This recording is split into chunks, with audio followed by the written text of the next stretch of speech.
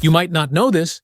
Every year, in the US alone, there are about 25,000 house fires caused by space heaters, not from the gas stove, not from the oven, and it's from that very compact, seemingly harmless device plugged into your bedroom. And the remarkable thing is, not a single store mentioned that number, as they smiled and sold you a zero heater, or even a $550 one. They tell you about new technology, about saving electricity, about absolute safety, but they don't say that just one wrong habit, a cheap extension cord, or a blanket placed too close is enough to turn warmth into a midnight fire. You think you're buying comfort for the winter, but very likely, you're bringing home a risk that you haven't been adequately warned about. In this video, I'm going to tell you the things retail stores will never say, the truths that many people wish they had known sooner. Before deciding to click Buy Now on a heater, don't take your eyes off the screen because this video is your safety. If you've ever stood in a store and heard the salesperson say things like, "This one is more energy efficient, it's new technology," I'll be blunt for the sake of clarity. Most of it is just to make you feel comfortable opening your wallet. The reality is very simple. Almost all retail electric heaters currently operate on the same principle. Plug it in, arrow, it heats up. Arrow, it blows hot air out. There's no magic. No machine can generate additional heat from the air. The amount of electricity going in is equal to the amount of heat coming out, with only a slight loss. Think of it this way. A 1,500-watt heater is like turning on 15 100-watt light bulbs at the same time. Except instead of emitting light, it emits heat. That's all. It's not possible for a smarter 1,500-watt device to generate more heat than a dumber 1,500-watt device. The store often plays the name-changing game. They don't call them electric heaters anymore. They call them infrared, ceramic, nano, AI, which sounds very pleasing to the ear. But when it comes to electricity bills, the power company doesn't care about the name. 1,500 watts is still 1,500 watts. As soon as you turn it on, the electric meter starts spinning, regardless of what's printed on the box. Some people will argue, "Oh, why do some machines feel warmer faster?" Yes, but warming up quickly doesn't mean it's more energy efficient. It simply blows hot air at you. Just like standing in front of a fan blowing directly in your face feels cooler. But it's not because the room is cooler, to put it bluntly. You're not buying more heat. You're just buying a different way to distribute the hot airflow. And this is the point that the store is very unclear about. They like to make you believe that buying an expensive machine is more economical in the long run. But the truth is, what costs you money isn't the machine itself, but the number of hours you turn it on each day. Have you ever wondered, if both machines are 1,500 watts, then why is one $30 and the other $300? What are you paying for? Heat or peace of mind? In the next part, I'll talk about something the store almost never calculates for you. How much you're really paying for electricity each night you turn on the heater. And why that number often surprises many people. If you find this type of analysis helpful, you can subscribe to the channel, not to support me, but to avoid buying things that sound good but only hurt your wallet after you use them. When buying a heater, what do you pay attention to first? How much does it cost? Is it reduced? Is there a warranty? Very few people stand in a store and ask an extremely important question. How much electricity will I pay for each night I turn this on? And of course, no one in the store will proactively tell you. They often say a very pleasant sentence. This machine is very energy efficient. It only costs a few cents per hour. It sounds easy, but the problem lies in the word per hour. Let me put it this way to make it easier to understand. A common heater running on high consumes about 1,500 watts. Just put it simply, every hour you turn it on, your home electricity meter will spin an extra 1.5 kilowatt hours. Now you're not on for an hour. How long do you stay up? 3 hours. 5 hours. Hey, all night. Let's try a scenario that's very familiar to millions of American families. It's cold. You turn on the heater from evening until bedtime. About 6 hours. 6 hours per night. Multiplied by 30 days. Suddenly, you have 180 hours of the heater running in a month. At this point, A few cents an hour is no longer cute. It turns out to be $40 to $50 a month for just one room. Not the whole family yet, just the room you usually sit in. And this is where many people start to get uncomfortable. Heaters aren't expensive to buy. It's expensive to use. The store is very good at helping you compare the prices of machines, but they never help you compare your electricity bill before and after the purchase. Because if they do that, a lot of people will put the machines back on the shelves. Now then, just think about it. If each room adds $40 to $50 to the monthly electricity bill, what if the house has 2 rooms using heaters? What about 3 rooms? At that moment, the question was no longer whether this machine was cheap or expensive, but rather, how much am I willing to pay for convenience? In the next part, I'll talk about something even more dangerous than electricity bills, the way many people are plugging in and using heaters incorrectly, which is the cause of tens of thousands of homes facing problems each year. If you come here and find the way I speak familiar, it's very likely you've used a similar heater before. How many hours a day do you usually turn on the heater? Feel free to leave a comment. I'd love to hear your real experiences. I'm saying this, and it might upset you, but it's the truth. That's because most fires caused by heaters aren't due to the machines being faulty, but rather how we plug them in. The store sold you a brand new heater. The box printed with safety warnings like automatic shutoff and overheat protection.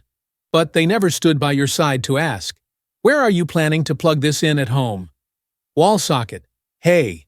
Connecting wire. The reality is very simple. I'm speaking in a way that's easy to understand. The electrical systems in many homes in the US are designed for a specific load level. Just imagine the electrical outlet is like a faucet. Moderate water flow is fine. But if you try to make it carry too much at once, it doesn't explode immediately. It just gets hotter. When a heater is turned on high, it consumes electricity almost as much as drinking water. It's one of the most power-hungry appliances in the house. And when you plug it in through a thin, cheap extension cord, what happens isn't an immediate boom. It was silently heating up every minute, like an electric stove that had been left on. There are tests that show that with just 2 heating devices plugged into the same extension cord, the cord became so hot that it melted in less than a minute. And when the plastic melts, you're no longer talking about electricity costs, but about how long it takes for smoke to appear. The irony is, many users use extension cords not out of carelessness, but for convenience. The outlet is too far from the bed. The outlet is hidden behind the cabinet. Or just stay overnight. Does that look familiar to you? The store doesn't tell you that. Heaters are not designed to be used with extension cords. It needs to plug directly into the wall socket, without any intermediaries or modifications. And here's the saying, I want you to remember well. You don't need a faulty heater to cause a fire, you just need a cheap extension cord.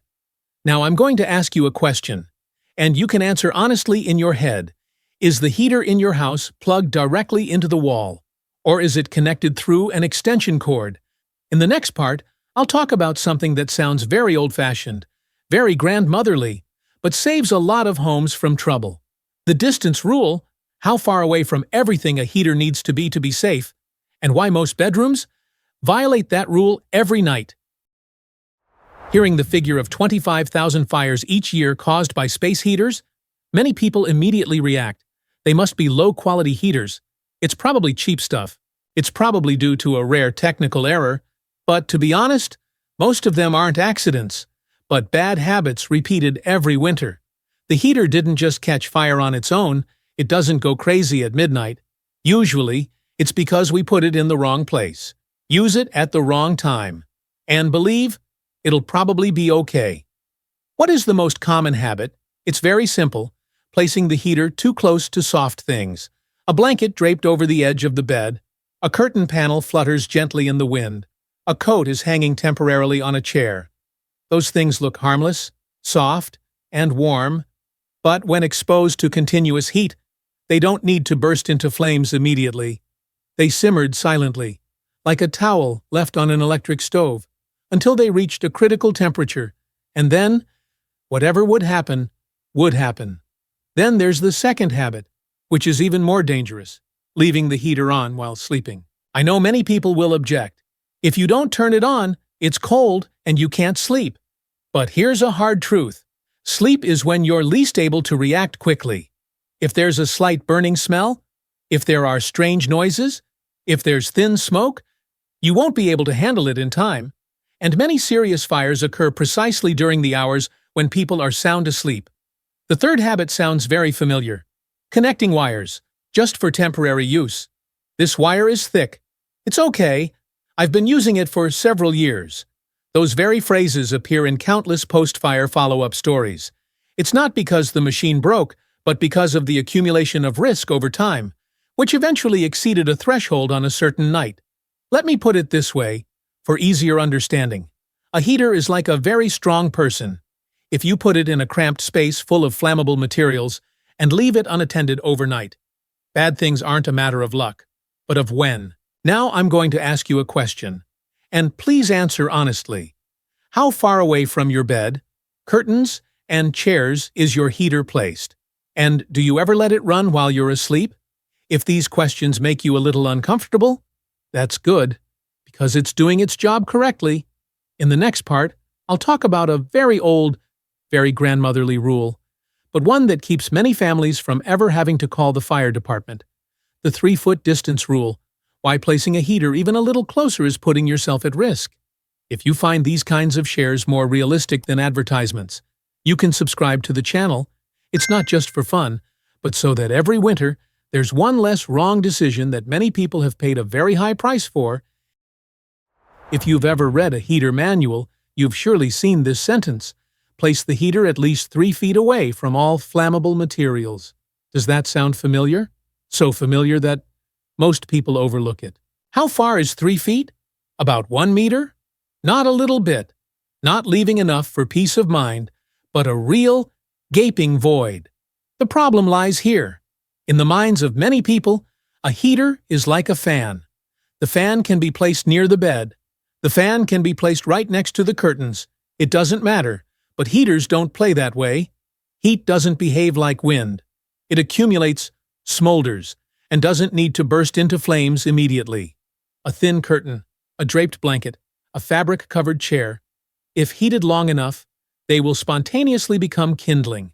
The store doesn't tell you this, because their showroom is spacious, empty, with no beds, no curtains, and no clutter like your house. You look at the machine standing there, see how far away everything is, and think, it'll probably be the same when I get home. But what's the reality? The bedroom is small.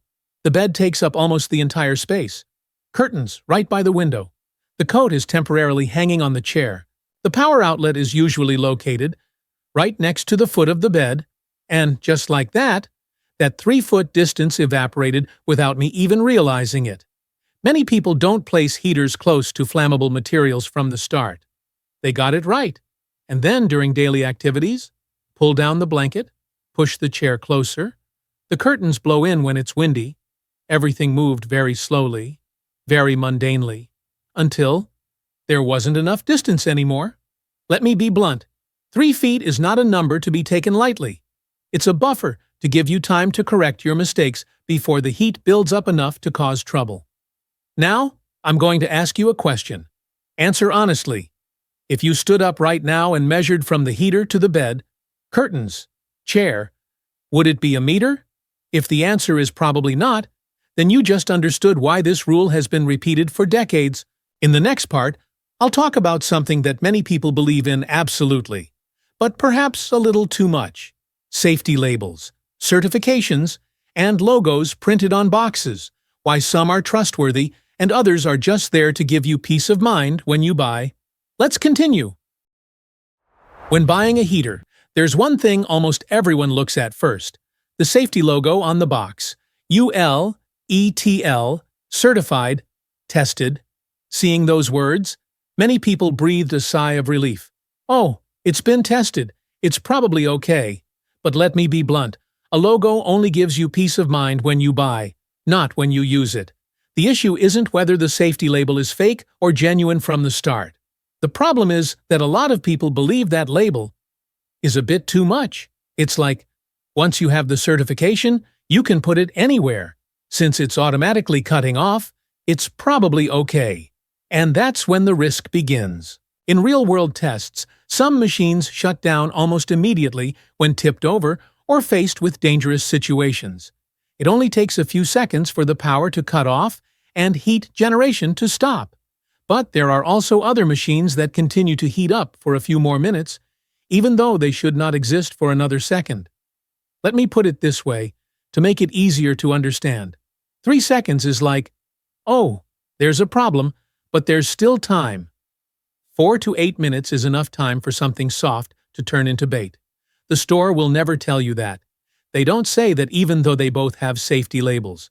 The response when something goes wrong can be worlds apart, because those things aren't on the box. They're in how the machine is designed inside. Not to mention, the market is currently flooded with logo-printed products that look very similar to genuine certified goods. The average buyer has no way to tell the difference right at the counter, and the store doesn't have the motivation to dig deeper and help you either. That's why I said this, which sounds a bit harsh, but is very true. A safe logo won't save you. The safety mechanism really saved you. The label is just the starting point. How you place, plug in, and use the machine is the final layer of protection. Let me ask you a question, and you can answer honestly in your head. When you see the word certified on a box, have you ever thought, so, does that mean I can use it however I want and not worry? In the next part, I'll talk about something that many people argue about, but few say directly. Why some machines look much warmer, even though the electricity bill and power consumption are almost the same, and how the store has used this to sell to you. If you find these perspectives help you stay more alert to the printed words on the box, you can subscribe to the channel. You don't need to watch every video, just preview them before you buy. And that's enough. Have you ever heard this saying? This machine is much warmer than the others. It sounds very convincing, but I'm being honest, in most cases, it doesn't get any warmer. It just blows you better. In the store, the seller often turns on the machine and stands right in front of you, letting you hold your hand out to warm up. Hot? It's very hot. And you nod. Yeah, this is delicious. But that was a feeling of heat at one point, not the feeling of the room warming up. Think of it this way. Imagine you're standing in front of a fan, and the wind is blowing directly into your face, making you feel cool, but stepping out a little, the room was still just as hot. The same goes for heaters. It's just replacing cool air with hot air. There are very powerful, highly focused hot air blowers. In the first few minutes, the heat right in front of you skyrockets, making it feel like it's warming up very quickly. But in reality, the air in the room hadn't even changed yet. Only you feel warmer because you're sitting in the right draft.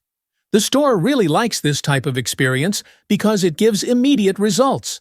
Customers don't have to wait 20 to 30 minutes. It's not about sitting still and seeing if the room is evenly heated, just a little, and it gets hot right away. But at night, it's different. You are lying in bed. The heater is placed in the corner of the room. The wind is no longer blowing directly into my face. And at that moment, many people realized, wait, why was it so warm this afternoon? But now it's still cold. It's not that the machine is getting weaker, it just doesn't resonate with you anymore. Let's be blunt. You don't buy a heater because it warms up a single spot. You buy it because you want the room to be more comfortable for many hours. And those two things are not the same. Let me ask you a question. When you choose a heater, do you rely on the feeling of warmth in the first 30 seconds, or the feeling after 1 to 2 hours of actual use? In the next part, I'll summarize everything we've discussed and give you a super short checklist, like a 10-second pre-purchase guide, so you don't have to remember every detail, but you can still avoid the most common mistakes. After saying all the not-so-easy-to-hear things in the previous parts, I want to conclude with something very simple. It's not a complex comparison table, not a technical term. It's just a checklist you can mentally recite in your head, right there in the store. In about 10 seconds, 1. Does the machine automatically turn off when it's tipped over and automatically turn off when it gets too hot? Don't believe the seller when they say they have everything. You just need to remember, if you don't have these two, skip it. No need to think any further. Hi, can you plug it directly into the wall outlet? If the image of needing an extension cord has already popped into your head, then that machine isn't suitable for where you plan to put it. It's as simple as that. Ba, are you planning to use it in a closed room? Or for open-door heating to warm the whole house? If it's the second type, I'll be blunt, heaters aren't meant for that, and your electricity bill will prove this very quickly. 4. Are you planning to leave the machine running while you sleep? If the answer is definitely yes, then at least you need to understand. That's when the risk is highest, not lowest. Don't reassure yourself with the phrase, "I'm used to it." Have you ever thought about your monthly electricity bill, or do you just look at the price on the shelf? Heaters don't usually hurt your wallet when you buy them, they bother you after 30 days of use. Just 5 questions. No need to remember the parameters. It doesn't matter what brand the machine is. I'll conclude with a very true statement. If you can't use it safely and reasonably, then whether it's cheap or expensive, it's still too expensive. At the end, I'll summarize this entire story and say one thing directly. You're not buying a heater to get warmer. You're buying it to avoid putting yourself at risk this winter. Speaking of this, I just want to conclude with a very simple point. A heater is not a bad thing, but how we use it is what determines everything. The store sold you a machine. They don't sell you safe usage habits, nor do they sell you the experience of seeing your electricity bill after 30 days. What I'm sharing in this video isn't meant to scare you about heaters, but to make you less blindly trusting, less impulsive in your purchases, and to encourage you to ask questions before swiping your card, rather than after there's a burning smell in the room. Now, I really want to hear from you. What kind of heater are you using? How long do you usually turn it on each day?